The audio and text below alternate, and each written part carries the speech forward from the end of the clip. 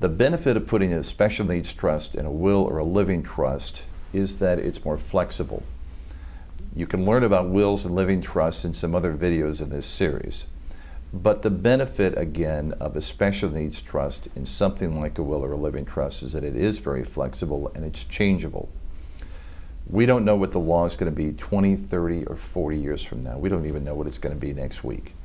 If the law changes in the future and your special needs trust is in your will or living trust, it's very easy to change the terms of that to comply with the new law and keep your child or loved one fully eligible for Medicaid and SSI and still have the benefit of all the money that you put in this special needs trust for them when you die. The benefit of a standalone special needs trust is that first, it's irrevocable. Now that may not seem like a benefit, but it is a benefit in certain situations.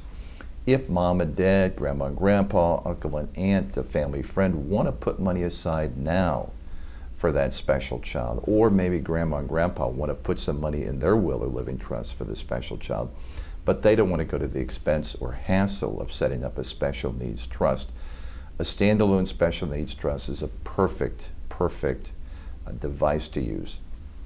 Mom and dad, the children of the special person, create this trust. It is irrevocable, but that's going to be fine because we're going to maybe make some gifts into it while we're alive and move money out of our estate. When grandma and grandpa die, they can designate that special trust as a repository for the money they want their special grandchild to get.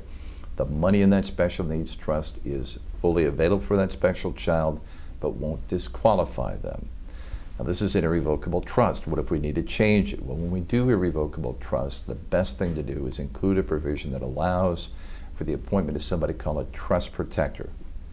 This is a family friend. This is not grandma and grandpa. It's not mom and dad. It's not a sibling of the child. It's somebody special that is a trusted member of the wider circle of friends. If a change needs to be made to the irrevocable trust, the trust protector can make it. It keeps it flexible as it can be, not probably quite as flexible as if it was in your will or your living trust, but it will allow some tweaks to be made to keep things in compliance with the law. But again, the benefit of special needs trust from a standalone perspective is that other people can put money in it, benefit the child, and not disqualify the child from its benefits.